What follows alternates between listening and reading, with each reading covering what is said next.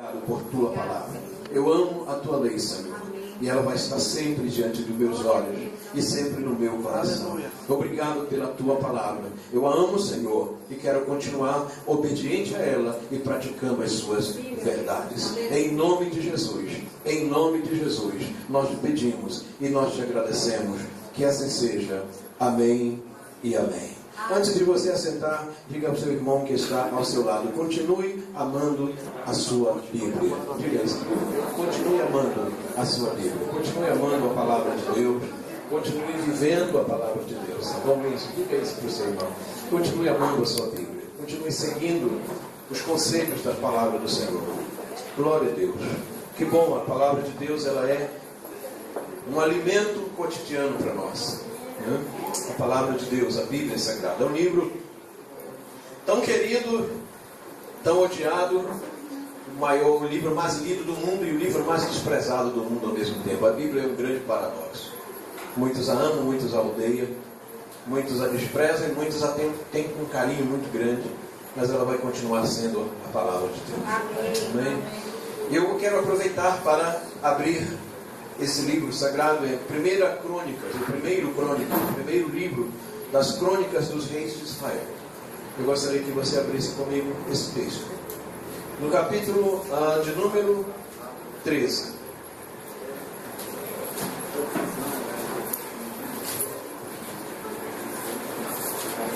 Capítulo de número 13. Nós vamos ler 3 textos esta noite e um deles é este. Capítulo 13 do primeiro livro das crônicas dos reis de Israel. No versículo de número 5.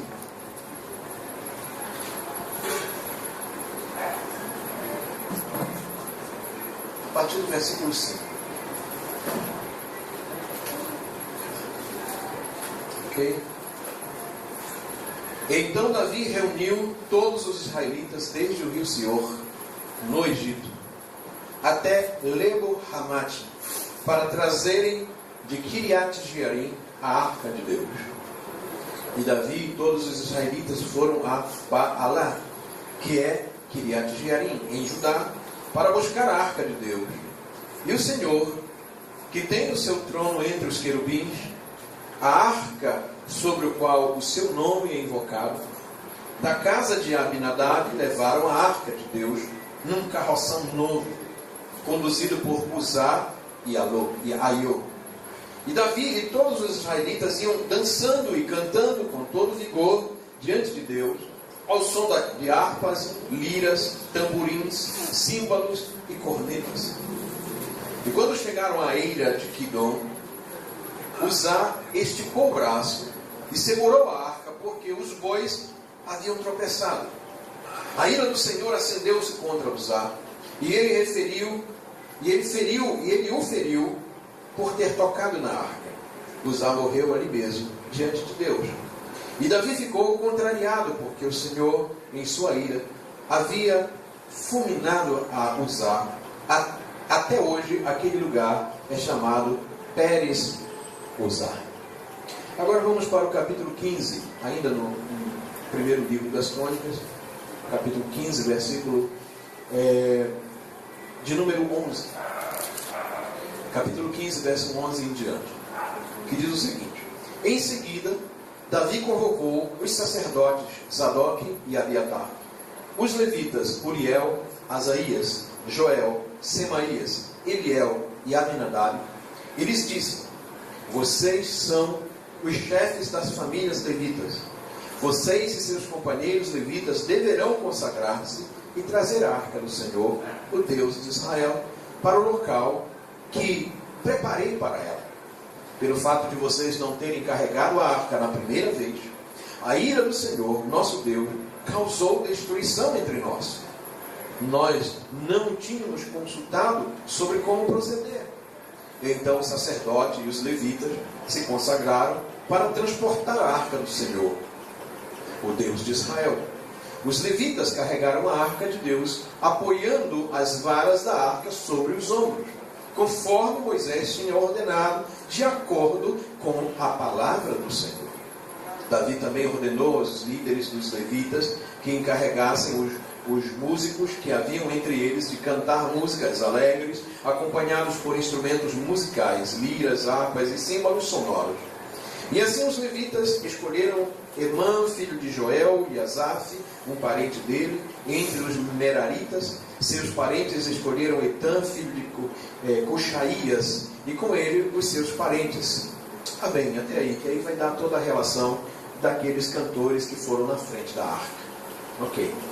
Mas, versículo 1 do capítulo 16. E eles trouxeram a arca de Deus e a colocaram na tenda que Davi lhe havia preparado e ofereceram holocaustos e sacrifícios de comunhão diante de Deus. E após oferecer holocaustos e sacrifícios de comunhão, Davi abençoou o povo em nome do Senhor e deu um pão, um bolo de tâmaras e um bolo de uvas passas a cada homem e a cada mulher israelita. E Davi nomeou alguns dos levitas para ministrarem diante da arca do Senhor, fazendo petições, dando graças e louvando ao Senhor, o Deus de Israel. Amém? Ok, marque esse texto aí. Nós lemos capítulo 13, um pouco do capítulo 15 e um pouco do capítulo 16. E agora vamos para Atos, lá no Novo Testamento. Atos dos Apóstolos, capítulo de número 15. Atos dos Apóstolos, capítulo de número 15. E vamos ler a partir do versículo 12. Atos dos Apóstolos, capítulo de número 15. Deixe marcado lá em Crônicas, que nós vamos voltar para lá, ok? Para você não se perder muito no texto, e você acompanhar o raciocínio da mensagem.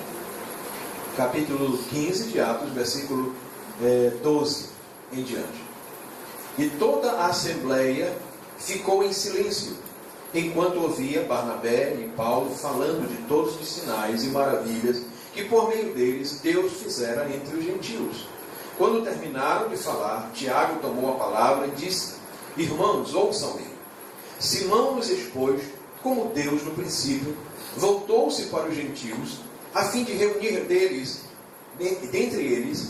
dentre as nações, um povo para o seu nome. Concordam com isso as palavras dos profetas, conforme está escrito: depois disso voltarei e reconstruirei a tenda caída de Davi, reedificarei as suas ruínas e a restaurarei, para que o restante dos homens busquem o Senhor, e todos os gentios sobre os quais tem sido invocado o nome do Senhor, diz o Senhor, que faz estas coisas, conhecidas desde os tempos antigos. Portanto, julgo que não devemos pôr dificuldades aos gentios que estão se convertendo a Deus. Ao contrário, devemos escrever a eles, dizendo-lhes que se abstenham de comida contaminada pelos ídolos, da imoralidade sexual, da carne de animais estrangulados e do sangue.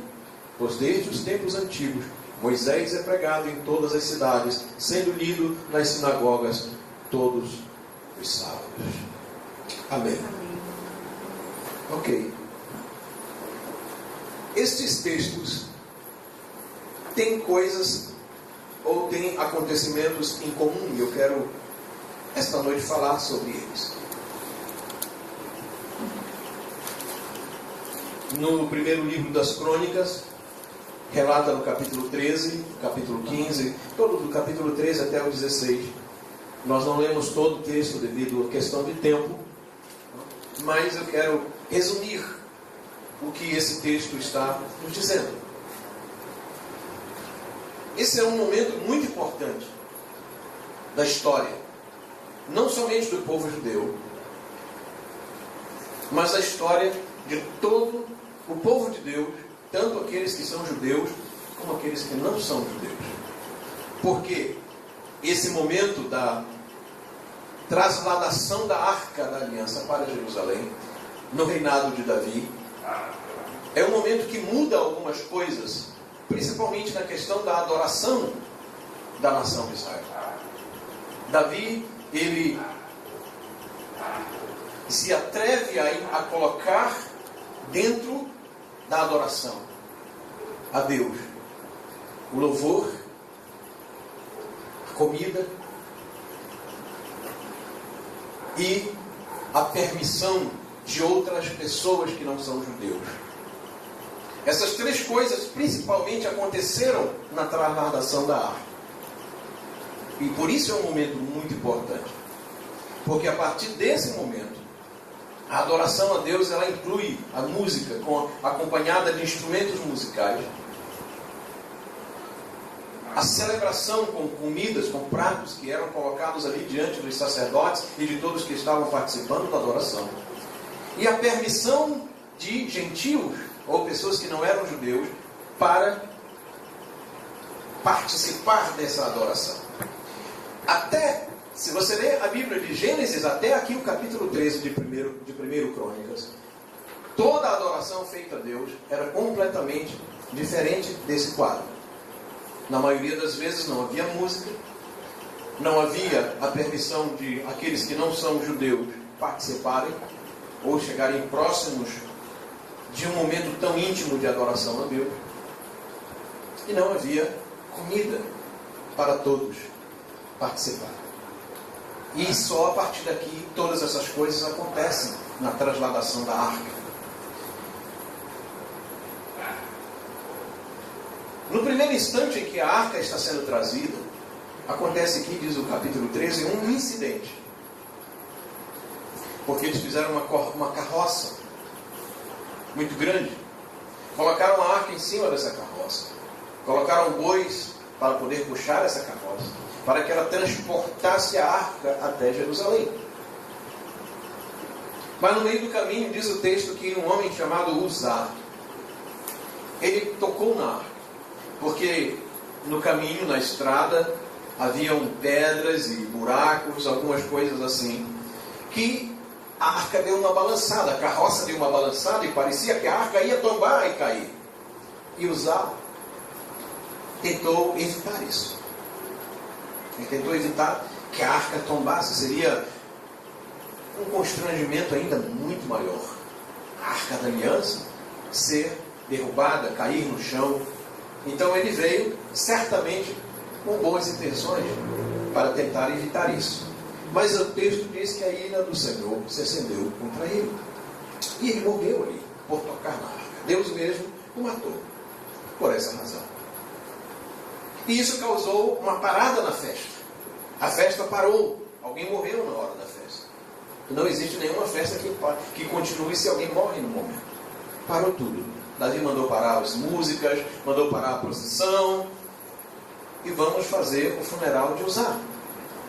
E foi muito lamento sobre o funeral dele, inclusive chamaram o nome daquele lugar onde houve esse incidente de Pérez Uzá até o dia de hoje.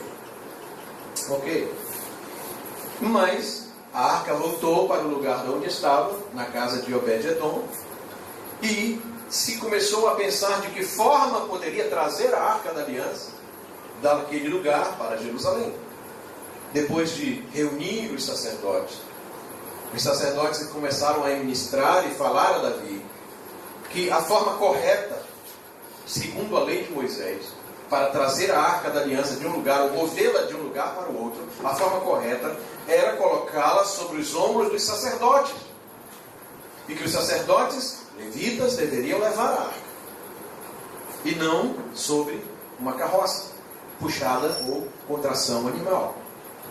Então Davi, aqui no capítulo 15 já, ele chama os sacerdotes, depois de passar o funeral de Uzá, depois que todo aquele acontecimento havia sido superado, a necessidade, o desejo do rei Davi era trazer a arca para Jerusalém. E então ele diz aos sacerdotes: olha, vocês então são responsáveis por isso. Consagrem a vida de vocês. Ponham a arca no ombro e vamos levá-la para Jerusalém, para o lugar que eu tenho feito para que a arca seja colocada ali. E isso aconteceu. Já a partir do capítulo 15, os sacerdotes não mais numa carroça, não mais puxada por animais, a arca da aliança veio nos ombros dos sacerdotes, em direção a Jerusalém. E aí então veio uma grande festa, com muitos instrumentos musicais tocando, com muita música, com muito louvor a Deus, muitos sacrifícios de animais. O restante do texto diz que haviam sacrifícios feitos a cada determinado momento dessa trasladação. Havia uma parada para que os sacerdotes oferecessem sacrifícios a Deus de animais, e aquela fumaça subia em adoração a Deus, segundo a lei que estava escrito. E a arca assim chegou até Jerusalém. Quando chega em Jerusalém, já no capítulo 16, ela é colocada dentro de uma tenda. Davi fez uma tenda simples, porque antes ela estava guardada no lugar santíssimo do tabernáculo que Moisés erigia, ou erigiu no deserto. Mas nesse momento aqui, já esse tabernáculo não existia.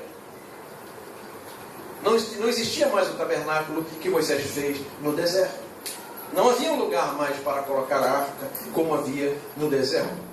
E agora Davi faz uma simples tenda, e no meio de Jerusalém, e coloca aquela arca dentro da tenda e faz uma linda festa. E aqui diz o texto que ele distribuiu bolos. Ele, pois, após oferecer holocaustos e sacrifícios de comunhão, Davi abençoou o povo em nome do Senhor e deu um pão, um bolo de tâmaras, um bolo de uvas passas, cada homem e cada mulher israelita, a cada pessoa que estava ali. Só que não haviam, depois se você ler todo o contexto, não haviam somente israelitas ali. Haviam pessoas de outras nações. E a arca sempre foi um símbolo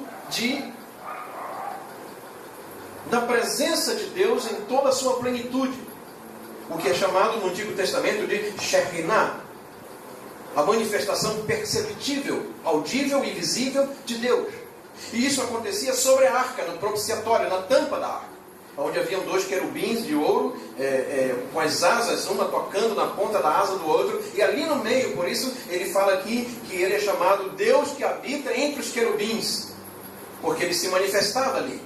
A glória de Deus de uma forma muito extraordinária, o Shekinah aparecia ali, quando o sumo sacerdote entrava no Santíssimo Lugar. E quem teve privilégio, como Moisés teve o privilégio de ver essa manifestação, Arão teve a oportunidade e o privilégio de ver essa manifestação. E só o sumo sacerdote podia ver. E só o sumo sacerdote tinha acesso a isso.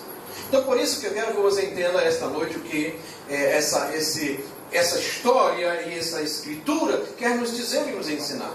Porque a arca, ela sai desse lugar onde só o sumo sacerdote pode ver. Só o sumo sacerdote pode ter contato com ela. E ela vem para as ruas. Ela sai do lugar santíssimo. Ela não tem um lugar onde ser colocada. E isso só havia acontecido antes, por 2 episódios, pelo menos que eu me lembro. Um deles foi na tomada de Jericó, quando Israel chega diante de Jericó para entrar na terra prometida. A ordem de Deus é que coloque-se a arca na frente da nação, na frente do exército, sobre os ombros dos sacerdotes, e rodeie a cidade por 7 dias com a arca nos ombros, para que todos vissem a arca. E outra vez é quando os filisteus conquistam, já no tempo dos juízes, é que os filisteus conquistam a nação de Israel e levam a arca para a sua nação. E eles serviam a um deus chamado Dagon. E quando eles conquistaram, venceram essa batalha contra Israel e levaram a arca do Senhor para dentro do templo desse deus Dagon, que era uma estátua muito grande de um deus, a representação de um deus, ele amanheceu, a arca entrou lá. No outro dia o Deus amanheceu prostrado no chão com os pés e as mãos quebradas. E todo o povo filisteu ficou com medo da arca e mandaram devolver a arca para Israel. Porque além disso, as pessoas começaram a ter enfermidades e começaram a ter úlceras, porque eles estavam colocando a arca num lugar onde não deveria. Ou seja, a arca tinha uma importância muito grande, porque ela era a representatividade da própria manifestação de Deus. A manifestação de Deus estava sobre o propiciatório. Então, é isso que nós precisamos ter em mente quando nós estamos lendo um texto como esse. Por quê? Porque nesse momento aqui, Davi expõe a arca mais uma vez agora, diante de todos. Não diante mais de somente dos sacerdotes, não diante mais somente de judeus, mas também diante de gentios, de pessoas de outros povos, e começaram a olhar a arca, e não somente isso, todos começaram a dançar e celebrar, e ouvir as músicas, e cantar as músicas, e tocar os seus instrumentos, diante da arca do Senhor. Então foi uma festa, você pode imaginar que festa extraordinária foi essa. Da casa de Uzá até Jerusalém foi uma festa. que se ouvia, alguns rabinos e judeus dizem que isso se ouvia a quilômetros e quilômetros, o som dos instrumentos, as músicas que eram tocadas, a fumaça dos sacrifícios que se levantava e o vento levava aquela fumaça. E a festa do povo de Deus levando a arca, e todos aqueles que podiam contemplar isso, podiam ver, se chegaram e se aproximaram. E Uzá, por infelicidade, faleceu, morreu, porque tocou na arca. Porque ele... Isso é uma questão teológica muito interessante, eu não gostaria de parar muito tempo aqui. Mas o fato de Uzá é um fato à parte, porque existem coisas e há momentos em que Deus tem a sua palavra, e já que hoje é o dia da Bíblia, e essa é uma das coisas que eu quero enfatizar, eu estou resumindo essa história, para você entender que a importância da palavra de Deus e como Deus leva a sério o que está na sua palavra, o que Ele diz. Deus leva muito a sério. Deus é um Deus bom. Nós cantamos isso aqui. O Davi canta isso no seu salmo. Deus é um Deus muito bom. Aleluia. Vou repetir, Deus é um Deus muito bom. Amém. Vou dizer de novo, Deus é um Deus muito bom. Aleluia. Mas Ele não abre mão da sua palavra, daquilo que Ele diz que tem que ser feito. E todo e qualquer momento que a sua palavra for violada, Ele vai entrar em ação em defesa daquilo que Ele disse. E vai cumprir exatamente o que Ele disse. Por que eu estou dizendo isso? Porque ao carregar a arca da aliança em uma carroça, estava transgredindo alguns mandamentos das leis que Moisés tinha colocado para esse trabalho, de carregar a arca, de mover a arca de um lugar para o outro. Mas por causa disso, Deus não trouxe nenhum problema para Israel nem para Davi. O único problema aconteceu porque Uzá foi tentar proteger a arca.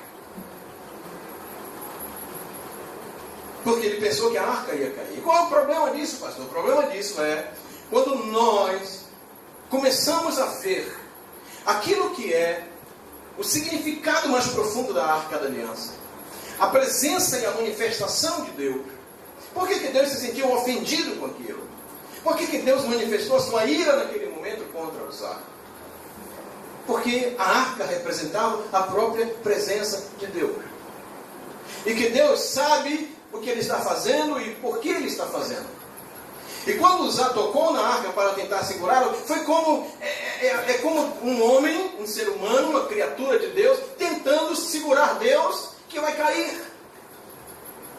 Tentando olhar para um Deus frágil que está prestes a cair, porque a arca representava exatamente isso, a manifestação de uma glória de Deus muito forte e muito perceptível. E quando isso acontece, Deus se intervém.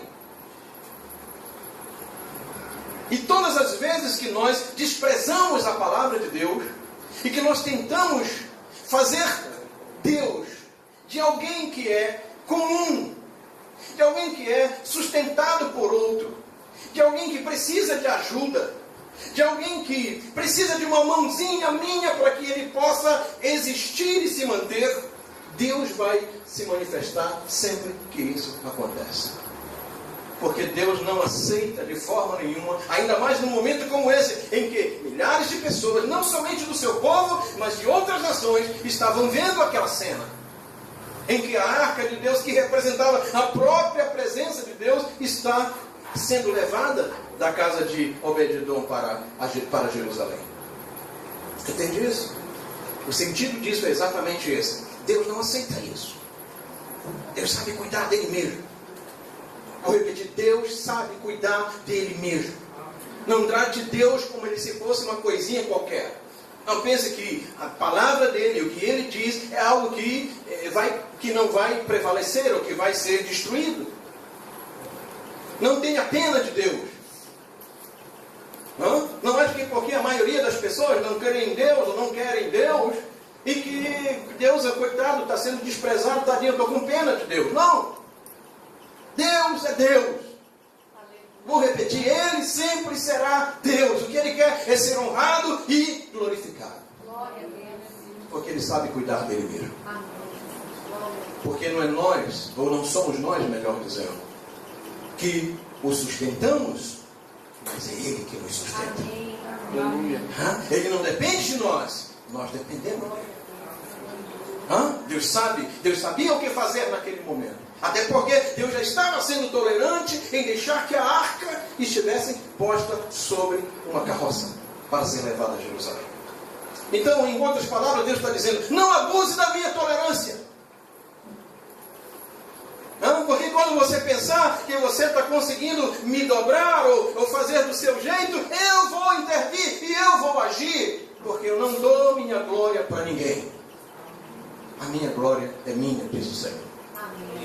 Entende? Deus jamais permitirá que o seu nome e a sua palavra caia por terra.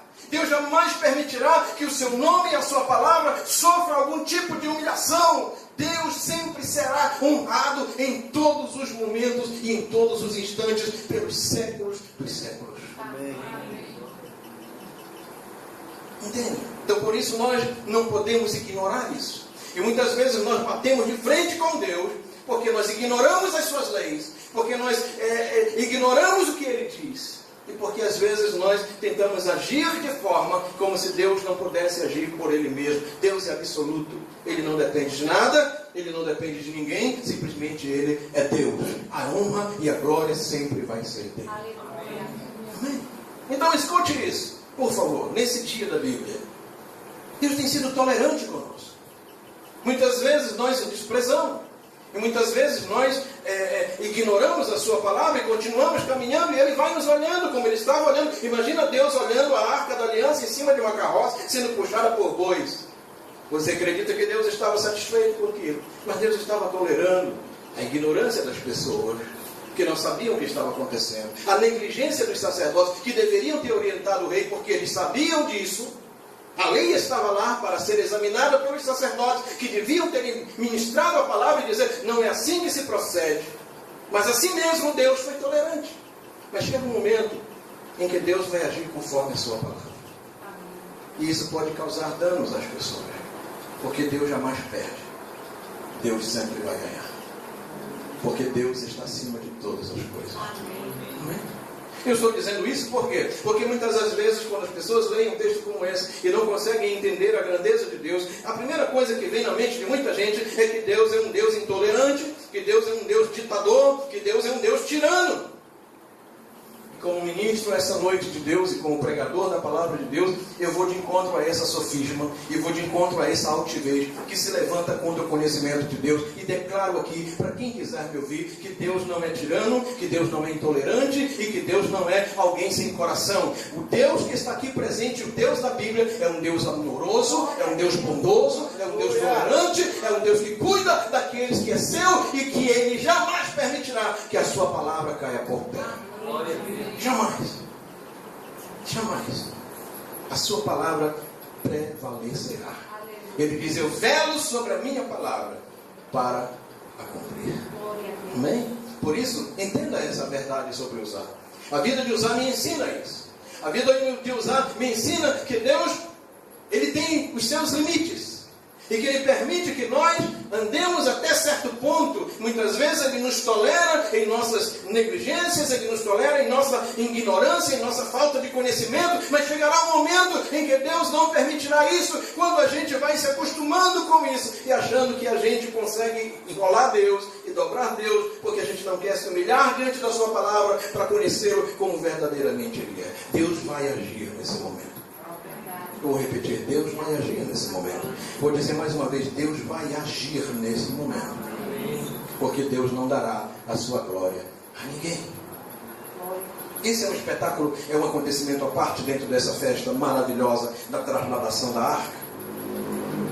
E exatamente o que eu quero enfatizar daqui, não todos os detalhes, porque esse texto é rico de detalhes, rico de ensinamento. Mas além do incidente da vida de Uzá, o que eu quero destacar aqui é a coragem do rei Davi em observar a lei do Senhor. Quando nós lemos aqui o Salmo 119, eu faço questão que você abra comigo a sua Bíblia no Salmo 119, que já foi lido aqui esta noite com muita propriedade pela irmã Socorro Monteiro. Mas eu quero ler o versículo 1 do Salmo 119. Quero que você abra, é o maior salmo da Bíblia. Davi deixou o maior salmo, o maior tempo para escrever a sua poesia em homenagem à lei de Deus, à palavra de Deus. O Salmo 119 é extraordinário. Se você ler o Salmo 119 no original, é a coisa mais linda. Sabe por quê? Porque cada estrofe do Salmo, ele tem várias estrofes, cada estrofe começa com uma letra do alfabeto hebraico. E não tem como a gente fazer, não tem como a gente ver isso na nossa língua portuguesa. Somente quando a gente consegue ler em hebraico. É extraordinário.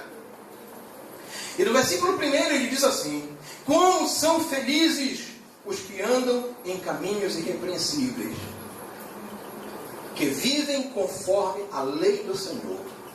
Como são felizes os que obedecem os seus estatutos e de todo o coração o buscam. Não praticam o mal e andam nos caminhos do Senhor. Tu mesmo ordenaste os teus preceitos para que sejam fielmente obedecidos. Quem dera fossem firmados os meus caminhos na obediência aos teus decretos.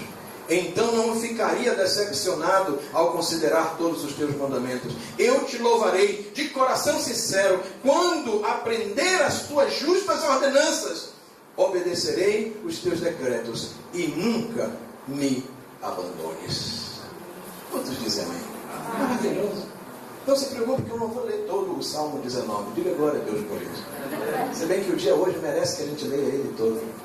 Porque ele todo é uma homenagem à palavra de Deus. Mas o que Davi está dizendo é que ele tinha coragem e ousadia. E eu volto lá para o Crônicas, onde Davi reúne os sacerdotes no capítulo de número 13. Perdão, no capítulo de número 15. E então ele muda. Veja que as coisas mudam. Quando você obedece à palavra de Deus, as coisas mudam. Vou repetir. Quando você obedece à palavra de Deus, as coisas mudam.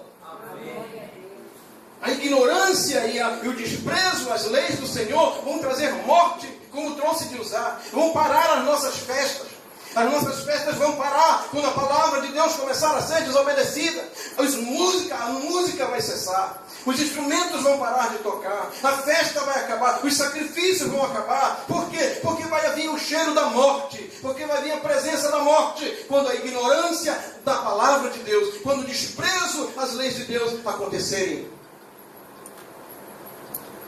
E Davi ficou muito preocupado com aquilo. Porque ele não queria que se repetisse. Ele não queria que alguém mais morresse por causa da desobediência à palavra de Deus. Então ele foi buscar onde estava o fazer correto. O que a palavra de Deus diz sobre isso? Então ele diz aqui, chama os sacerdotes e diz, agora vocês vão levar a arca. Porque é assim que está escrito na palavra. Conforme a palavra do Senhor.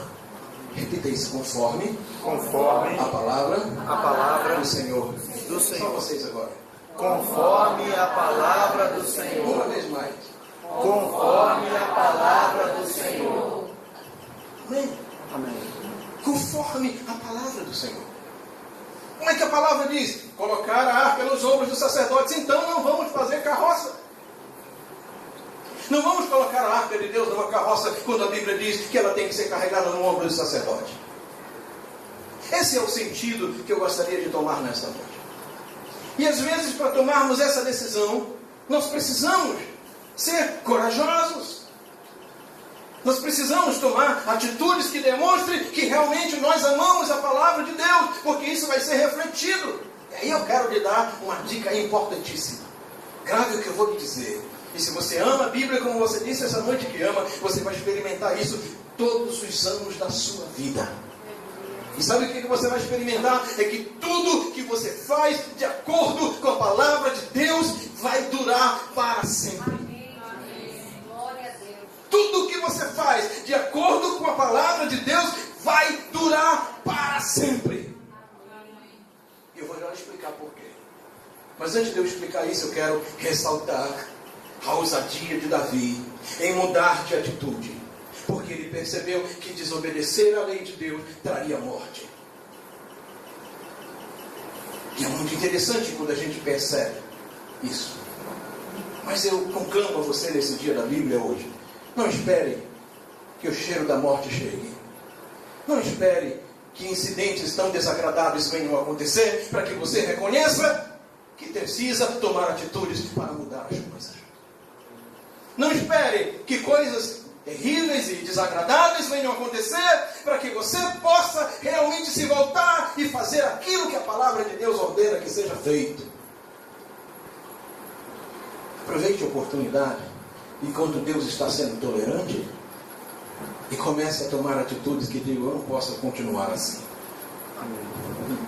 Eu vou fazer algo que realmente vai marcar a minha vida para sempre. Amém. Aleluia. Atitudes de acordo com a palavra de Deus. E Davi chama os sacerdotes, e agora a arca vem no ombro dos sacerdotes. Mudança. Eu gostaria que esta semana que estamos começando hoje, que você saia deste culto hoje, dizendo para Deus: eu vou ter. Você sabe, Deus está falando ao seu coração. Eu posso falar aos seus ouvidos, mas Deus vai falar ao seu coração. Aleluia. E Ele sabe que tem coisas que você precisa tomar algumas atitudes. E que se você permanecer, eu não sei até quando a tolerância de Deus vai suportar isso. Qualquer vacilo nosso pode trazer a ira de Deus sobre nós. Então, quero que você esta semana pense que algumas coisas precisam mudar. E que precisam ir de acordo com a palavra de Deus. E busque na palavra de Deus a orientação e faça exatamente como a palavra de Deus está dizendo. Porque eu lhe garanto, no nome de Jesus e na autoridade da sua palavra, porque eu estou falando de Deus na presença de Deus. Amém. Que aquilo que você fizer, de acordo com a palavra de Deus, gerações e gerações depois de você vão contar essa história. Glória a Deus. Aleluia. Aleluia. Aleluia. Vai ser um memorial eterno. Bendito seja o nome do Senhor por isso. Louvado seja o nome do Senhor por isso. Por quê? Porque Deus quer introduzir coisas novas. Como Davi colocou coisas novas. Davi colocou alimento, Davi colocou pão. Olha, eu queria estar naquele dia. Sabe por quê que eu queria estar naquele dia? Porque Davi deu um pão, um bolo de tâmaras e um bolo de uvas passas para cada homem e cada mulher israelita. Eu acho que um pão, um bolo de uvas passas é muito gostoso.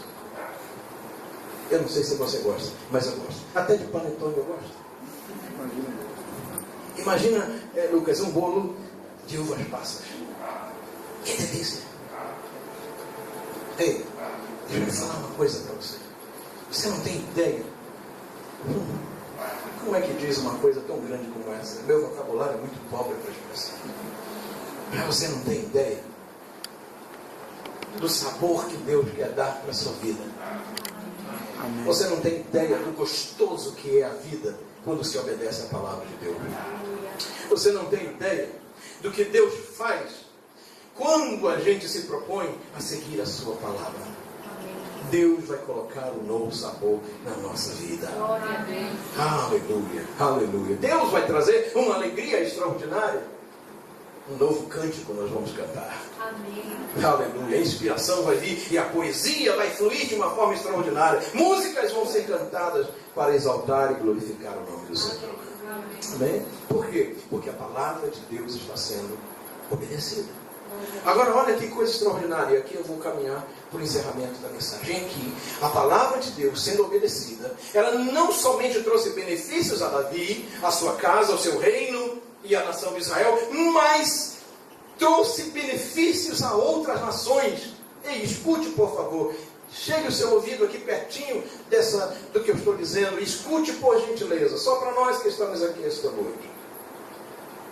Quando você obedece a palavra de Deus, como foi passado um vídeo aqui tão interessante sobre a situação da África, você pode estar aqui nesse pátio a milhares de quilômetros da África, a milhares de quilômetros do continente asiático. Um oceano enorme, imenso nos separa. Mas se você for obediente à palavra de Deus, a sua obediência vai ecoar em todos os lugares desse planeta, conforme diz aqui o vídeo, como os tambores que se tocam na África. Você não tem ideia aonde é que a sua obediência à palavra de Deus vai chegar. Parece que quando você obedece a palavra de Deus, só você é beneficiado. Às vezes a nossa obediência é uma coisa pequena, a um mandamento pequeno do Senhor. Parece que aquilo não influenciou ninguém, parece que aquilo não fez nada por ninguém, parece que aquilo não refletiu na vida de ninguém. Mas não se engane.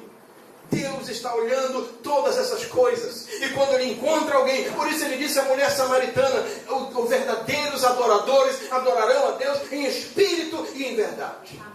Porque o que Deus está olhando é o espírito, é o coração. Lá dentro do seu coração. Se você obedecer os mandamentos do Senhor, africanos vão ser abençoados por sua vida. Amém. Asiáticos vão ser abençoados por sua vida. Americanos vão ser abençoados por sua vida. Até castanhalenses vão ser abençoados por sua vida. Em todos os lugares a bênção de Deus vai fluir. Mas pastor, como é que eu estou aqui em Castanhal? E o que eu tenho a ver? Ah, você não entende o que Deus vai fazer. É como foi falado aqui, quando você lança o pão pela manhã, a sua semente pela manhã, você não tem ideia. O que Davi estava fazendo, ele não tinha ideia de como Deus estava vendo aquele cenário. E aí, escute o que eu vou lhe dizer. Quando você está obedecendo a palavra de Deus, você não tem ideia do que Deus tem em mente nesse seu comportamento. E como Deus vai usar isso para glorificar o seu nome em vários lugares. Então você diga, mas pastor, eu não falo nenhum idioma africano, eu não falo nenhum outro idioma. Obedeça simplesmente. Porque se você obedecer a palavra de Deus, você vai ver o resultado disso por séculos e séculos de gerações.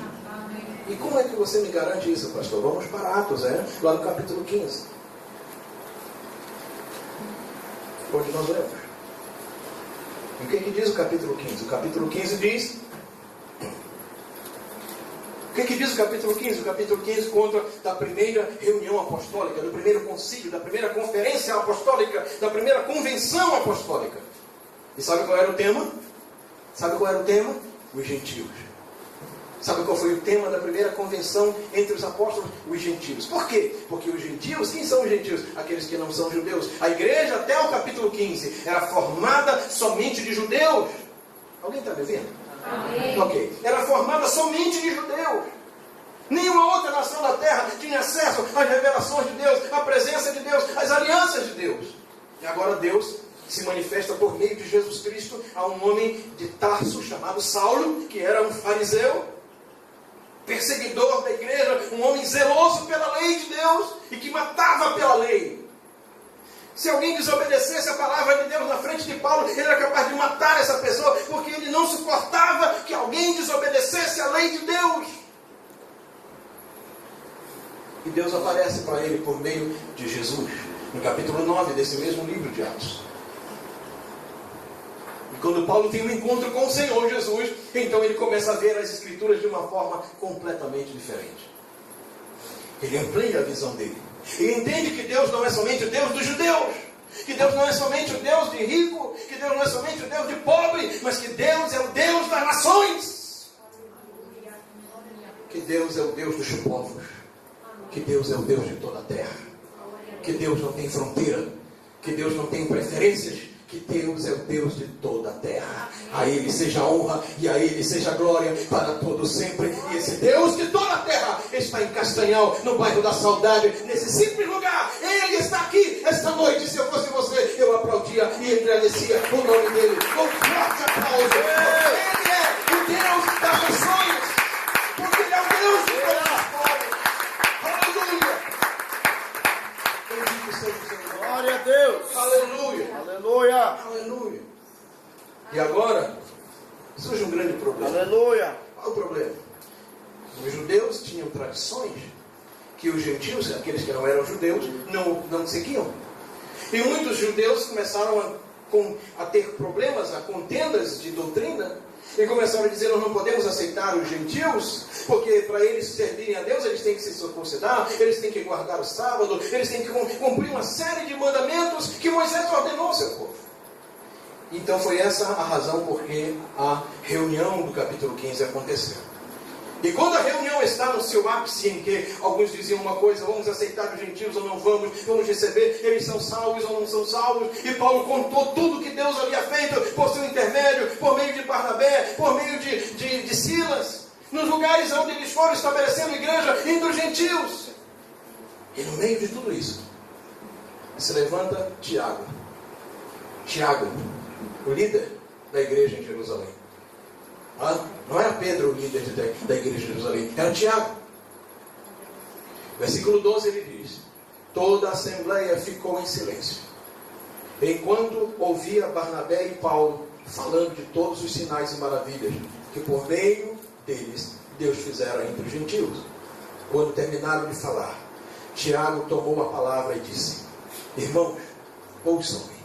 Simão nos expôs como Deus, no princípio, voltou-se para os gentios, a fim de reunir dentre as nações um povo para o seu nome. Ele estava se referindo a Pedro na casa de Cornélio, lá no capítulo 10 de Atos. Foi a primeira vez que Pedro entrou na casa de um gentio. Cornélio era um gentio, um centurião romano, que teve uma visão de um anjo de Deus e queria a salvação. E Pedro entrou lá, e Jesus batizou a Cornélio com o Espírito Santo e toda a sua família. E Pedro começou a entender que Deus não era um Deus somente dos judeus. E Tiago está se referindo aqui a isso, mas ele continua dizendo, versículo 15: concordam com isso as palavras dos profetas, conforme está escrito. E o que está escrito? Ele está citando Amós, capítulo 9, verso 11 a 12. E o que Amós diz? Depois disso, voltarei e reconstruirei a tenda caída de Davi. Reedificarei as suas ruínas e a restaurarei, para que o restante dos homens busquem o Senhor. E todos os gentios sobre os quais tem sido invocado o nome do Senhor, diz o Senhor, que fez essas coisas conhecidas desde os tempos antigos. A que Amós está referindo e a que Tiago está se referindo? Ele fala no versículo 19: portanto julgo que não devemos pôr dificuldades aos gentios que estão se convertendo a Deus. Ao contrário, devemos escrever a eles, dizendo-lhes que se abstenham de comida contaminada pelos ídolos, de imoralidade sexual, de carnes de animais estrangulados e do sangue. Olha só, o que acontece? Tiago está citando uma profecia de Amós, e essa profecia de Amós se referia ao capítulo 15, 13, 14, 15 e 16 de Crônicas, quando Davi faz o tabernáculo. Ele faz a tenda em Jerusalém e traz a arca da aliança. E por que o profeta está se referindo a isso? Porque naquela festa, ele diz, haviam muitos gentios que pela primeira vez, e muitos israelitas que pela primeira vez tiveram acesso à arca da aliança, à manifestação do Deus Todo-Poderoso, ao Shekinah de Deus. E o Senhor está dizendo, chegou o tempo em que a palavra profética se cumprirá, em que eu vou restaurar a casa de Davi, o tabernáculo de Davi. Porque essa tenda, ela caiu por terra, ela foi destruída. Essa tenda não existe mais. E a arca passou para dentro do templo. Depois que Davi morreu, Salomão constrói o templo e coloca a arca da aliança dentro do santíssimo lugar no templo, que tinha as mesmas configurações do tabernáculo no deserto. Mas sabe o que aconteceu? O templo também foi destruído.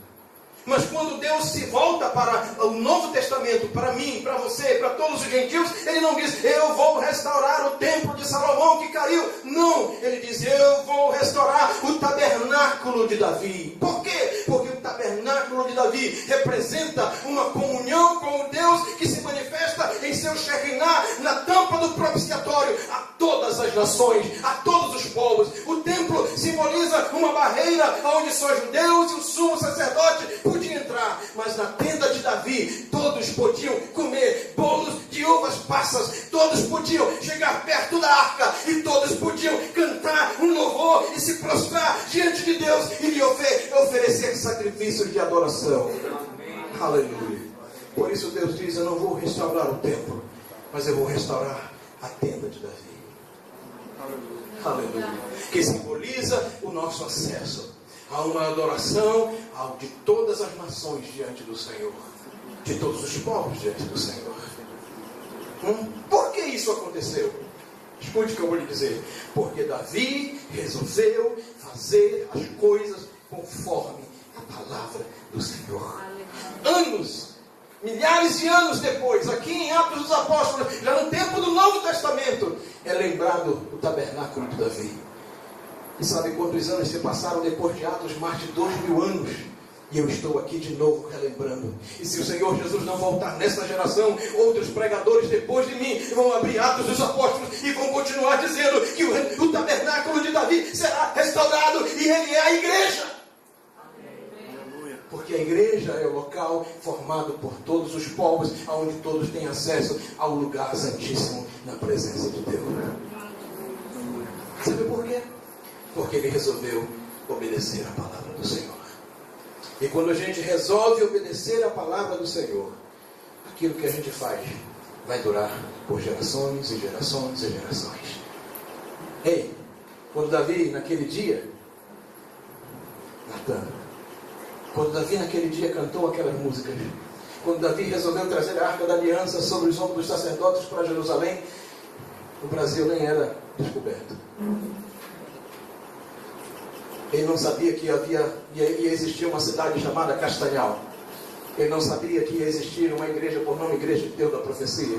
Ele não sabia que existia você. Ele não tinha ideia de nada disso. Simplesmente ele resolveu obedecer a palavra de Deus. E hoje você está aqui. E o tabernáculo de Davi está novamente erguido. Aleluia. Então esta noite é uma noite de festa. Eu acho que hoje dá para a gente fazer uma festa. Né? Aleluia. Hã? Hoje é uma noite de festa. Eu quero esta noite festejar. Sabe por quê? Porque eu penso que a igreja do Senhor é esse lugar. Por isso, Tiago falou sobre isso. Ele falou da igreja. O acesso de todas as nações ao tabernáculo. O acesso de todas as nações à Arca da Aliança, ao Shekinah de Deus. Se você crer esta noite, você não tem ideia do que pode acontecer neste lugar se você crer. Um dia Marta, quando o Senhor disse, Marta, se tu creres, tu verás a glória de Deus, ela viu o irmão dela ressuscitado. Quando você crê, você pode ver muitas coisas. E quando você crê, você pode ver muitas coisas. Vou repetir, quando você crê, você pode ver muitas coisas. Então eu proclamo você esta noite a tomar algumas atitudes em relação à palavra de Deus. O que Deus tem te mandado, te ensinado, te mostrado, que você ainda não fez? Faça hoje um propósito com o Senhor. E diga a Deus, a partir de hoje eu vou seguir as tuas palavras, porque quando você seguir as tuas palavras, ou a palavra do Senhor, sabe o que vai acontecer? Deus vai estabelecer a sua vida.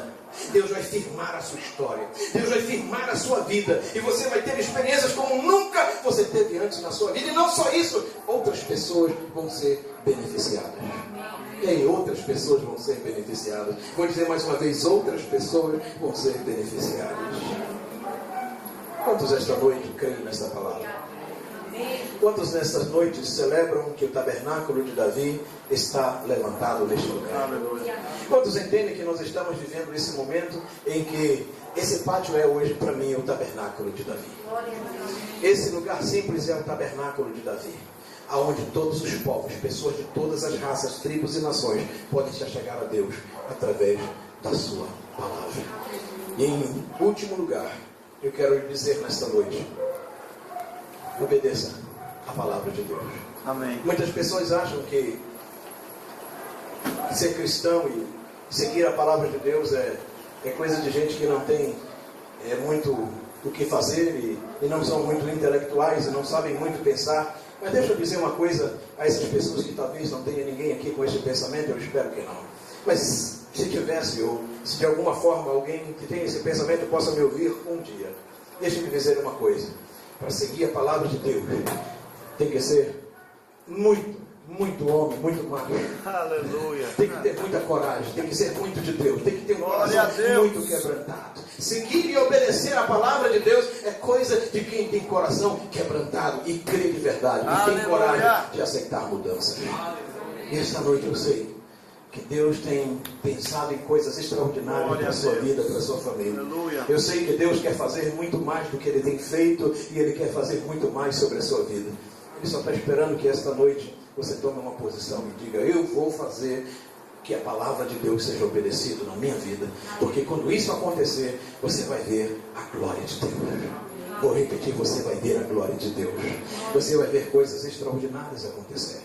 Então tome uma posição esta noite.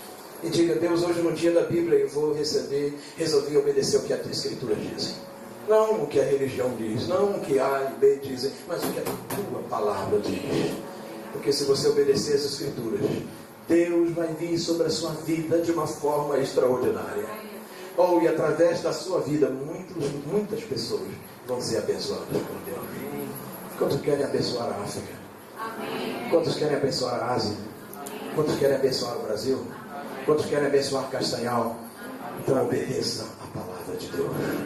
Cumpra a palavra de Deus, e você vai ver a bênção de Deus sobre a sua casa, sobre a sua família, sobre a sua vida e sobre milhares e milhares de pessoas que talvez você nem conhece e talvez nunca vai conhecer, mas um dia, quando chegarmos na eternidade, você vai ouvir histórias extraordinárias. Vamos ter a eternidade inteira para isso. Eu creio que nós temos uma música que fala de tabernáculo.